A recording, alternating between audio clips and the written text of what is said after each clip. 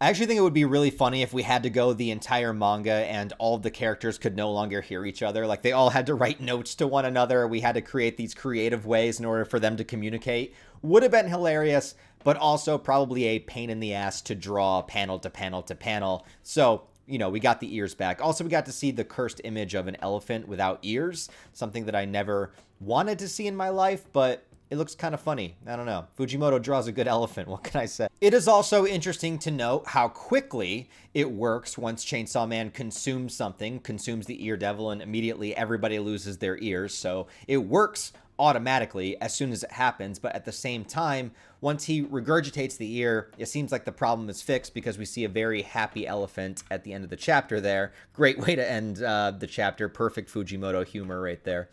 But, you know, I don't know if that could work for everything because, you know, all of the things that Denji has consumed or the Pochita form has consumed before, you know, could those possibly be able to come back? Could we, you know, have a moment where it's like Cell from Dragon Ball Z that just regurgitates Android 18 weeks after he absorbed her the first time? Or is the only reason that it worked just because he very recently consumed the ear and it didn't have time to, I don't know, digest or process or become permanent? You know, does it actually take time for the erasure to become permanent, or can it be undone simply by regurgitation? And if that is the case, how long into the past can you regurgitate something that he's already consumed? I don't know. That's a lot of questions that are not answered, or at least I don't know how that works. I don't remember if anything like that was stated in part one. It's been too long since I've read it, so I don't know if there's like a specific amount of time that it takes for the consumption to become permanent or not. But the big thing that I wanted to talk about in this chapter is, of course, this fucking thing. What the fuck is this? I have ideas. I don't know if they're correct. They're probably not, but I have ideas. But this thing just looks so goddamn cool. One of my favorite things about Chainsaw Man, other than its unpredictability and its sense of humor that just strikes the right chord with me, is how creative Fujimoto is with drawing some of his creatures and demons. And this thing is no exception. Like, if you really look at this image, it looks like it's formed out of this weird kind of, it reminds me of like branches or like bones or something like that, or maybe a mix of both. And then of course it's sitting on a throne that has fingers all around it, presumably from the sacrifices of cutting off fingers to request things from it.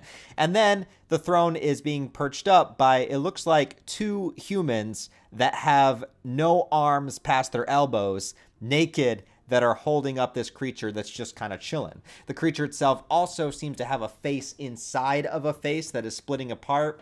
It is just a really like badass metal design. But what is it? It's not explained. All we are seeing is public safety and the characters themselves trying to deal with the situation. The ears disappear. This guy goes frantically into the bathroom, cuts off his fingers, very determined, and then writes the word hit on the mirror. Specifically, he says, yeah, cervical spine, neck, and vertebrae, for the hit to take place. And I don't know if that means that's where the devil is aiming, hitting the back of Denji. If it's an attempt to paralyze him, to stop him, to put him out of commission, because that's not the thing that makes him regurgitate the ear. That is Yoshida showing up with his little tentacle octopus nastiness, and looks like he squeezes him to make that happen. So this was something completely different. This was just an attempt to stop, you know, put Denji in his place, just momentarily stop him. Obviously, he's going to regenerate and fix himself and yada yada, but like just stop him for a minute, right? That's what it seems like. But this creature, it's not explained what devil it is, but obviously it's incredibly powerful. It can create this giant fist out of nowhere, smashes Denji down. And doesn't seem too bothered by the fact that it lost some fingers of its own. It's just like, ouch, you know, like very nonchalant about it. So let's talk about what it could possibly be. So my theory is, and it could be many, many different things, but I like the idea that the character has to go to the mirror in order to do it. And then you look at this creature, and the big kind of defining thing to me is that there's a face inside of a face. So maybe this could be the devil that is associated with the fear of how you are perceived. you know? And I even looked this up on Google. I was like, is there a term for it? There is. It's called scopophobia. It's a fear of being watched, observed, or scrutinized, right? And the reason I thought that was, one, because he has to look into a mirror in order to do it, and it looks like the creature kind of creates, it could just be like a regular portal, but it looks like it's a, you know, it's in a shape of a rectangle, which is generally how mirrors you know, are sold and created. Like, so it looks like a mini mirror also. And if you're worried about how you're perceived, you know, say you look into the mirror and you're worried about like how your face looks, or if you have a scar, or if you're missing fingers, or if you're missing a limb, if you're worried about that judgment that people would give you, right? And the other telling thing to me is that we see the face inside of a face. So it could be symbolizing, you know, there's the face that you present to the world, and then there's the face of who you really are underneath, you know, that there's a fakeness to it. So it's like the fear of how you're actually, of your true self being perceived, right? Like the mask is gone. So it looks like the mask is like ripping apart, and there's like the demon underneath. So it could be the fear of like perception. And if you're missing fingers, or if you're missing arms, or if you're naked and vulnerable, like the people holding up his chair, you know, those are all things that would give you insecurity about how somebody's going to look at you. Like, oh, they're going to look at my missing limb. They're going to look at myself naked. I'm insecure, yada, yada. You know, all of these kind of fears. I don't know if that would be the case, but that's the first thing that my mind went to, particularly with like needing to summon the demon in the mirror itself. So it's like you need to face what he did. Like he has to look at himself without his fingers, you know, and even use the fingers to write on the wall. So I don't know if that's particularly the case. I mean, it could also just be like a mutilation devil, like cutting off, you know, body parts, cutting off fingers, cutting off arms. That would also make sense.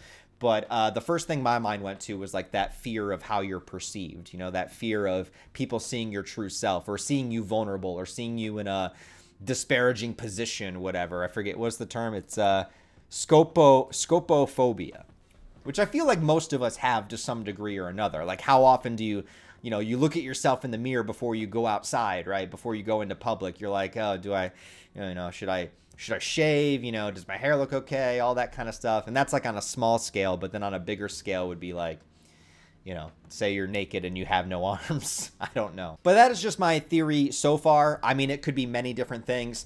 There's been plenty of times in Chainsaw Man where the design of the creature itself, to me, in my mind, you know, there's a lot of leaps and bounds you have to take in order to make it associate with what the fear actually is. Sometimes he just creates a really cool design. And sometimes it's really abstract, like the Falling Devil, you know, was something completely different, and characters were like ungrounded and falling, you know, into the sky. So it was like sort of a shift on the idea of the fear. So, you know, in that respect, I could be way off base and it could be anything, but that's just my 2 cents. But not much other information is kind of given at this point. We are just in the midst of, you know, the Bachita form, Denji tearing up shop, and public safety is frantically trying to just like subdue him for a minute. You know what I mean?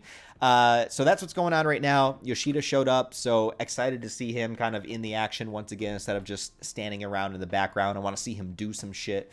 So that'll be cool. I like the direction of where this is going. The chapters are reading really fast, so it's hard to review them one by one. But when some cool stuff happens, some cool stuff goes down, you know, I'll always periodically return with some Chainsaw Man reviews. So I'm digging it so far. That's my theory on the new Devil. So let me know what you guys think down below, where you think the story is going, and what you think that devil is. So thanks for watching, guys. I appreciate it. Give it a thumbs up and a comment to help it out in the algorithm.